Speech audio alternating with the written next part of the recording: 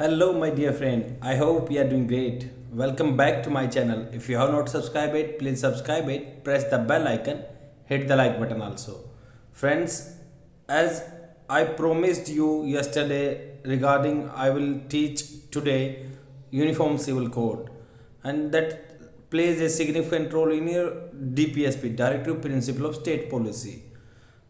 First of all, I want to tell you, yesterday I was talking about the DPSP, Directive Principle of State Policy. In that, we have studied about the socialistic idea or Gandhian DPSP or the liberalization form of the DPSP. That is the essential for the growth of our society. Yes, we have segregated all the DPSP on the Gandhian principle, liberalization principle, and economic and social development principles. And DPSP is totally made for the society growth. That is not mandated by the or there is a no legal sanctity attached with the DPSP, but there was a political sanctity attached with the DPSP. In even Article 44 comes under the DPSP. Article 44 Uniform Civil Code comes under the Directive Principle of State Policy. What is the Uniform Civil Code? Uniform Civil Code is there should be uniformity in between the all the religion community regarding civil law. That is the called Uniform Civil Code. There is a criminal procedure code or there are civil law in our constitution or in our legal system. We are if a person is doing any crime regarding he is doing a criminal act, then he will be prosecuted under the CRPC, Criminal Procedure Code. If a person is doing mistake under the civil law or it comes under the purview of the civil norms, then that person would trail against the under Civil Procedure Code, and that came into existence the 1908. Civil Procedure Code came into existence 1908 and Criminal Procedure Code came into existence from the 1973 itself. Then if I will talk about the criminal laws are the uniform in India. Means if a person belonging to the Hindu community and if a person belonging to Muslim community, if they are doing crime under the criminal law, then they will be prosecuted under the same uniformity, or they will legalized or they would be prosecuted under the one platform on the under criminal procedure code. But here in the civil law, as per the civil codes, each and every religion have different code for them or ethics for them. If I will talk about the Muslim personal law, we are following the 1937 Muslim personal law, MPL, Muslim personal law.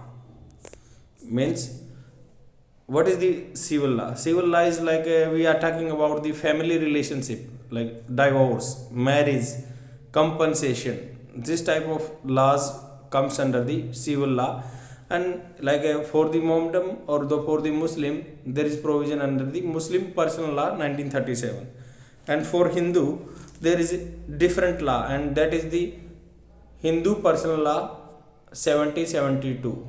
Means it's quite old, even they are the old than the Muslim Personal Law also, near around the 200 years old than the Muslim Personal Law. Means if a Hindu community person or want to marry, or they want to do they want to separate from the each other, then they would be trial under the Hindu courts and Hindu personal law. If a Mohammedan or Muslim community people want to take divorce from the each other, then they would be trial under the Muslim personal law 1937. But here is the important thing. Means Uniform Civil Code means there should be abrogation of the Muslim personal law or the Hindu personal law. Means there should be abrogation of the personal law.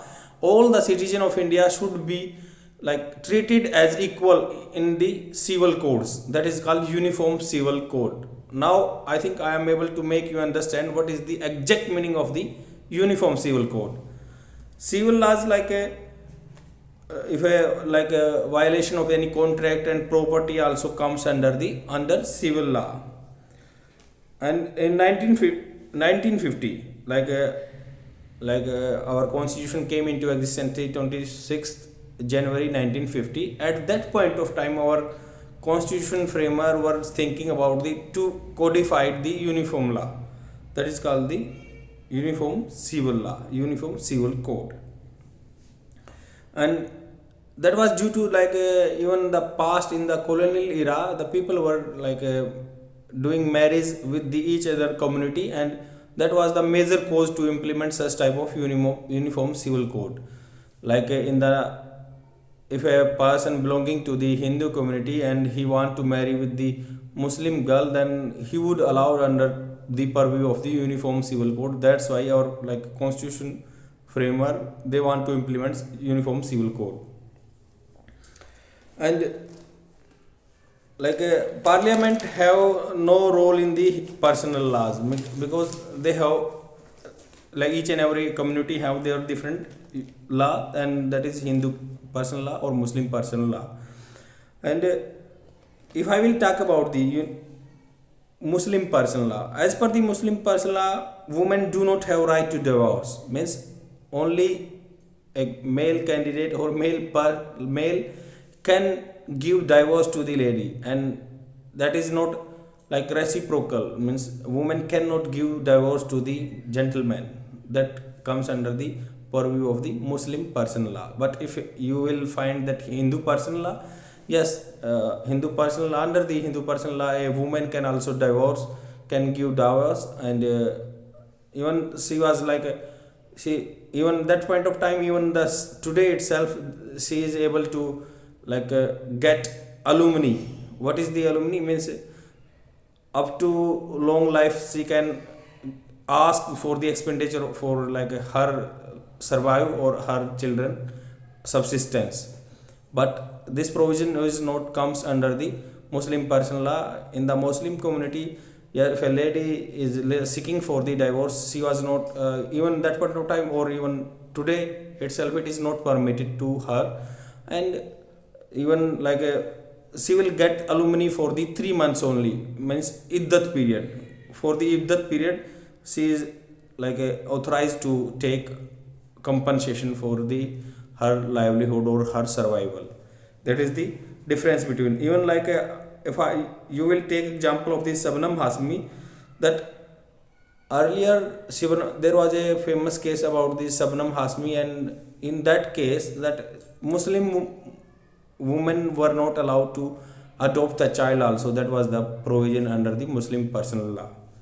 And what are the if I will talk about the some of the norms that are not acceptable by our Indian constitution. That's why our forefathers or who are in the proponent of the implementation of uniform civil code, that's why they came up with the proposal. Then what are the benefit? What are the critics says about this? What are the positive point of the uniform civil code, or what are the negative point of the uniform civil code? Or then after that we will discuss about that Goa model or uniform civil code, and what are the inferiority in that or complexity in the uniform civil code of the Goa area, and should we emulate to uniform civil code to whole India or not? Let's discuss. And whatever I'm providing here PDF, you can go through the once, and even I'm scrolling for your reference, so that you can get more and more information from here. The argument against, if I will talk about the uniform civil code, we do not talk common civil code. Means uniform civil code, UCC, uniform civil code. Generally we are talking about the uniform civil code under article 44, that is directive principle of state policy. Uniformity means within the one community there should be uniformity, not common civil code. Common civil code means all the Mohammedan, all the Hindu, all the Christian community, all the Parsis. Then there should be common civil code, means all the civil laws comes under the purview of the common civil law, that is called common civil code. But here article 44 is talking about the UCC, uniform civil code, means there should be uniformity in between, like in the community itself, like there is a discrimination between the man and woman, then that should not happen in the Hindu community. If I will talk about the Muslim community, then there should be not like difference in between the women and men in the Muslim community also. That's why so many critics are saying that our constitution talk about the uniform civil code, not the common civil code. That makes a huge difference in between. And number 2 point about the uniform civil code, like if we will implement article 44, that is DPSP, uniform civil code, and that would be violation of the article 25 and 26. Even in the earlier video I have told you what is the article 25, that freedom to conscience and right to propagate, profess and practice your religion. But if it is ethics, or it comes under the purview of the Muslim personal law, that if a person can marry more than one girl, that is called polygamy. Polygamy is allowed in the Muslim personal law, and in Hindu marriage law, these laws or Hindu civil laws, these is not permitted.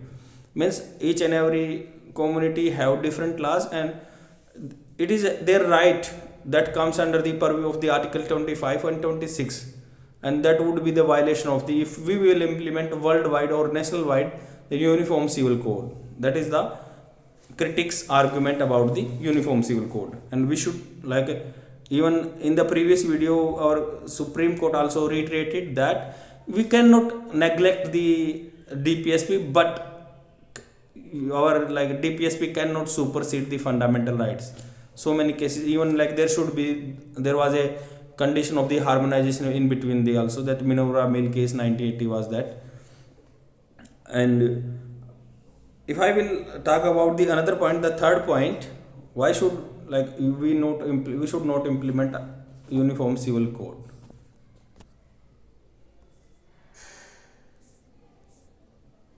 The third point is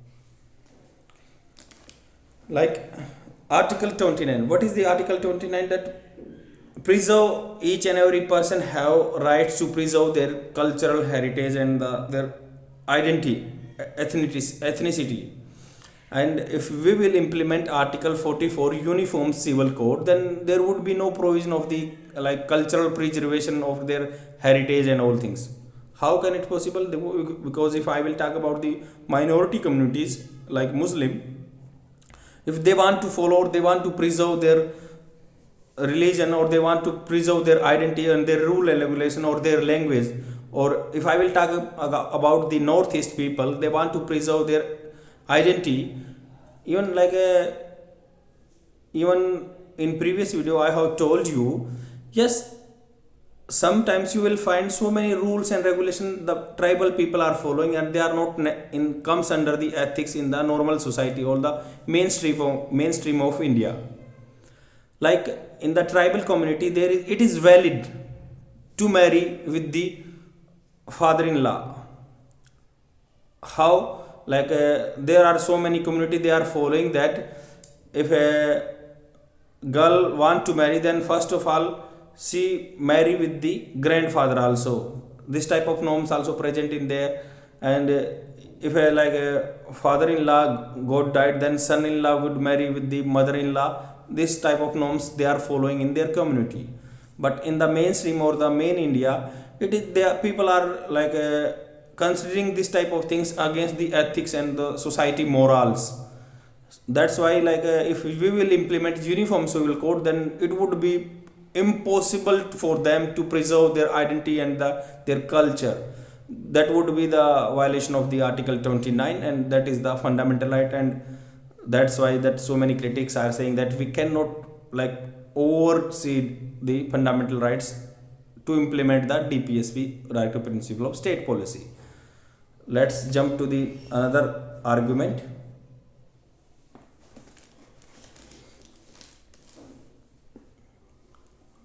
The fourth point is that Like if I will talk about the triple talaq comes under the personal law in similar to the fundamental right and majority judiciary.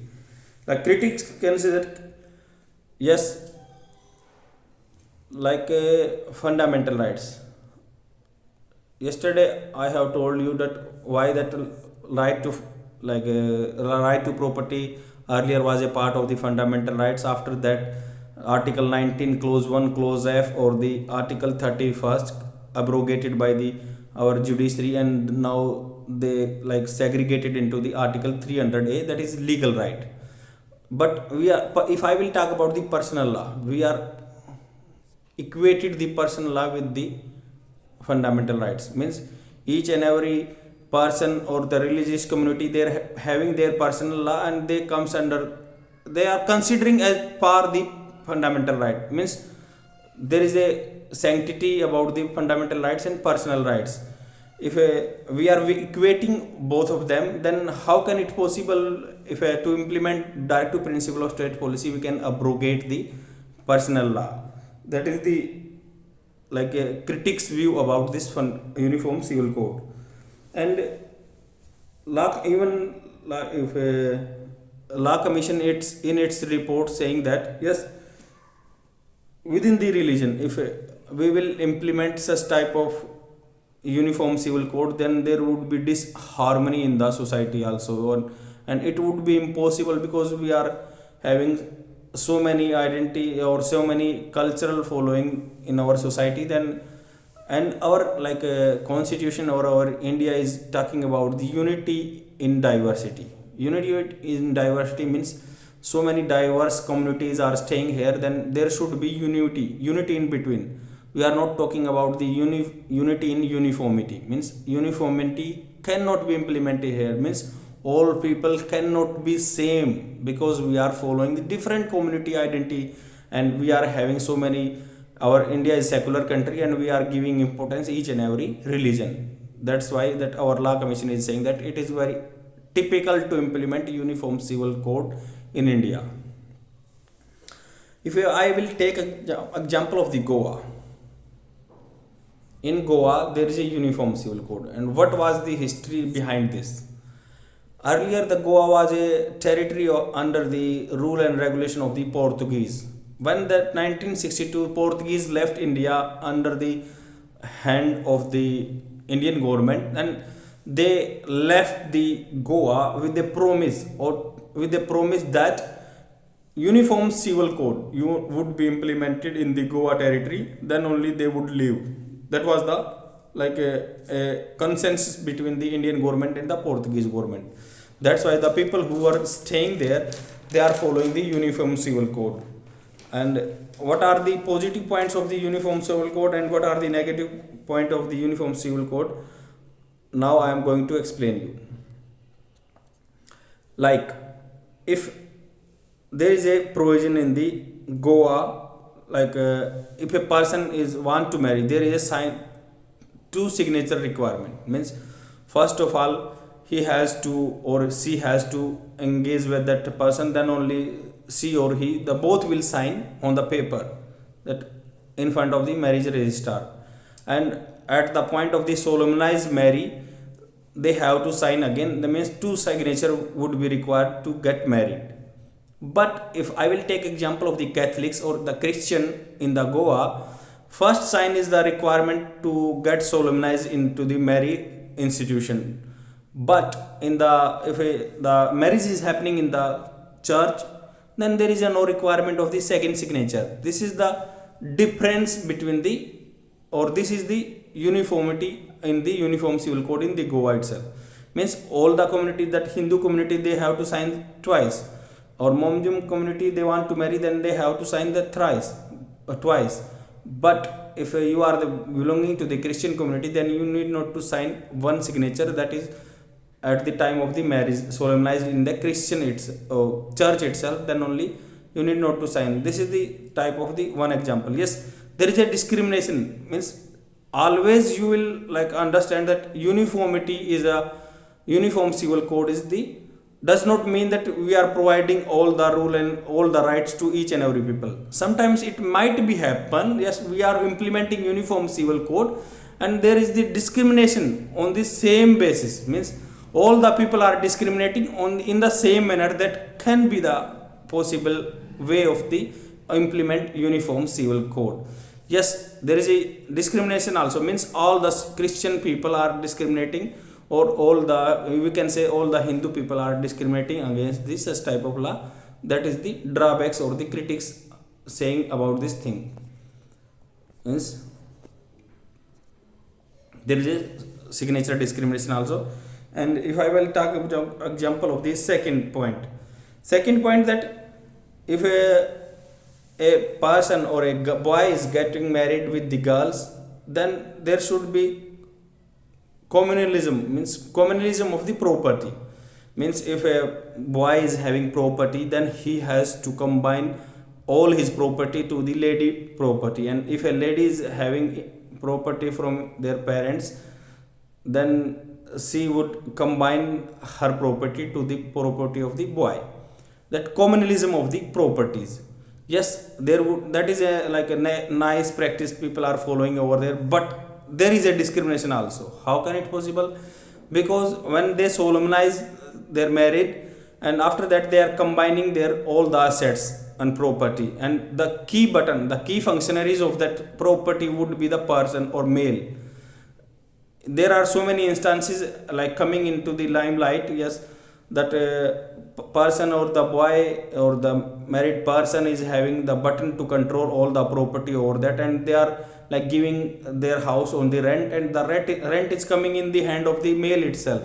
Means that lady is discriminating against the her property in under the uniform civil code also. That practice is happening. And even like so many gentlemen, they are playing in the casino with, or they are wasting their huge amount of money. And even like a lady, so many ladies are complaining there, that is a against the norms, and they are like violating the, they are confiscated the lady property and they are selling and enjoying the lady property. That is the type of the one discrimination in the uniform civil code under the Goa regime. And if I will take third example, there is also discrimination about the uniform civil code. What is that? Like there is a provision in the Christianity. What is the provision? If I will talk about the divorce, what is divorce and what is the conditionality? There is a conditionality in the Christian community. If you have not consumed the marriage, means if there is no sexual intercourse between the man and woman, then that can be a base of the taking divorce or seeking divorce from the each other. That is the provision under the Christian community. But this type of process or this type of norms are not following the Hindu community and Muslim community in the Goa itself. Then there is a discrimination that they are having different rule and regulation under the Christian community. That's why we are saying that there is also uniform discrimination on the uniformity basis also in the Goa itself. That's why that so many people are saying about this type of provision happening in the Goa itself. And if like we will implement uniform civil code, or we will emulate the Goa uniform civil code model, then it would be discrimination for the whole India. Yes, the Christian community are implementing different type of rules for themselves, then there would be discrimination in the society. Like if you are belonging to the Christian community, then you are having different norms in that, and that can be misutilized also. That's why we are saying like so many critics are not in the proponent of the uniform civil code to implement to whole India, pan India. Now let's jump to the Special Marriage Act. What is the Special Marriage Act and what are the provision under the Special Marriage Act? Special Marriage Act is 1954 law that 1st January 1955 came into the effect. From the 1st January 1955, the law Special Marriage Act came into the prominent. And this law came into existence for the mean to facilitate the intercaste marriage also. Even Allahabad court right now is listening petition about this type of case. Even our government is talking about the to implement uniform civil code.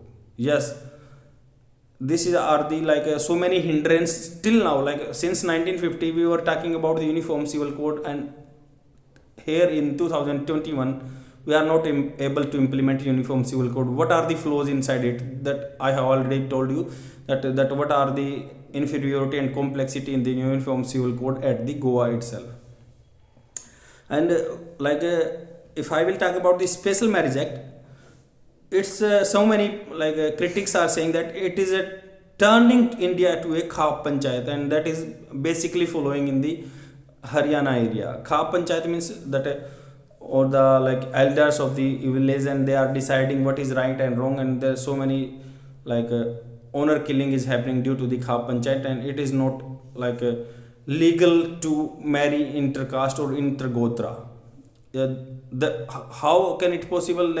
Our government came up with this such type of legislation, and they want to implement such type of special marriage act so that the intercaste marriage can be happen. Look at the point, please listen carefully. The first point is that there is a provision under this special marriage act. What is the provision?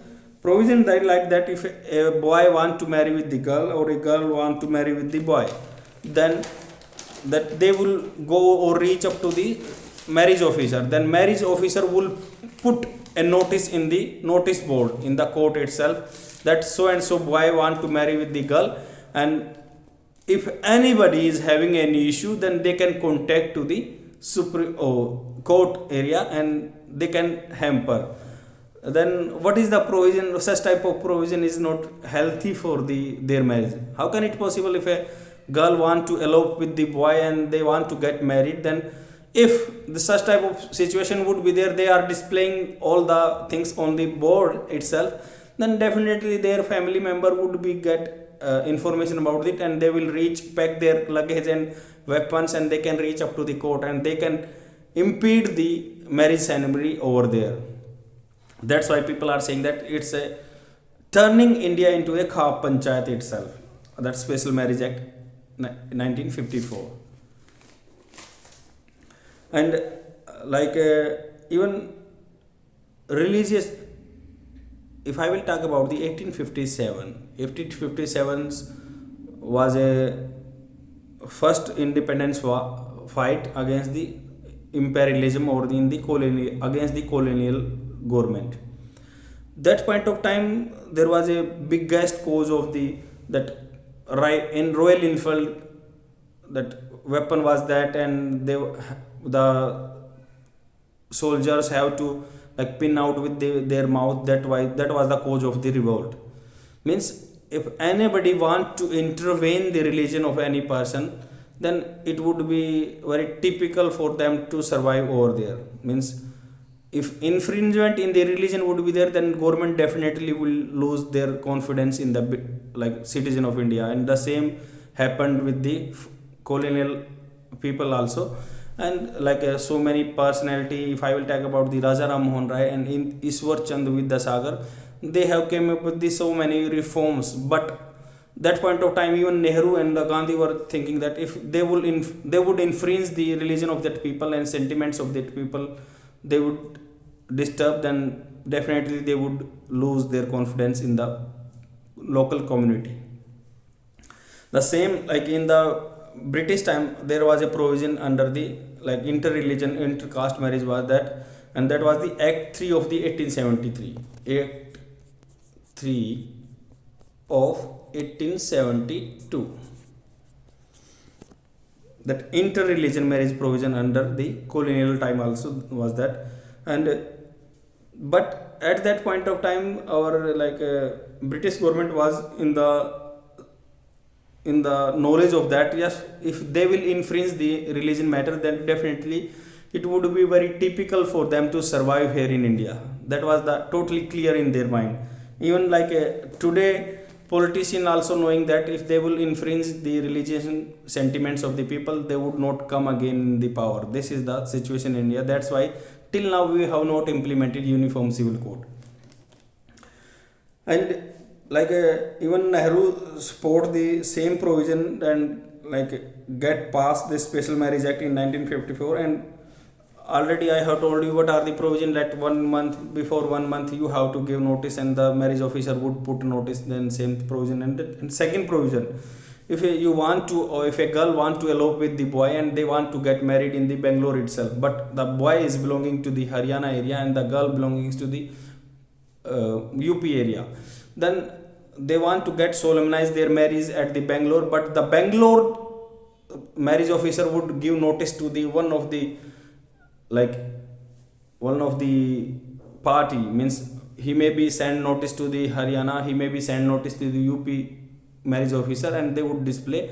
And then he would ask, yes, if anybody having a issue they can reach up to the Bangalore, that that is turning uniform civil code into a khap panchayat, because that relative could reach up to there and they can hinder or they can stop the marriage in between itself. Even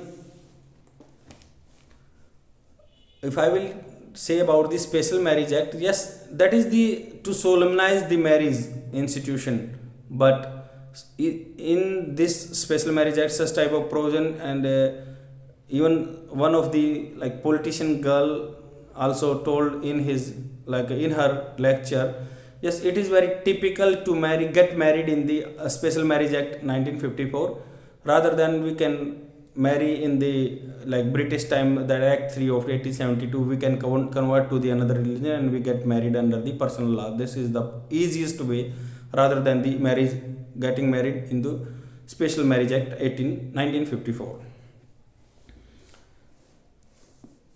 And what are the drawbacks? If I will talk about the Special Marriage Act 1854 is not implementing on the Muslim community, it is totally implement on the Hindu community. Means if there is a marriage issue regarding a lower caste person want to get married to the upper caste, this is for the Hindu community only. This is the also drawback of the Special Marriage Act in 1954. That is all about the Uniform Civil Code. And yes, you can ruminate and you can pick out point from the newspaper also, what are the, and you can refer the case whatever I have provided here. There are several examples of the interfaith or interreligion marriage also. But what I am feeling, what I am observing, yes, there would be possible to implement Uniform Civil Code if the political willing would be there. Otherwise, if they will think about the their power and their votes, then it would be very typical to implement Uniform Civil Code. And there are so many flaws in the Goa model also. Then we have to modify all the laws and the Special Marriage Act also. Then only we will be able to implement Uniform Civil Code in the pan India. Thanks for watching, and if you are liking my initiative, please share my video among your friends so that they can get benefited. Thanks for watching. Bye.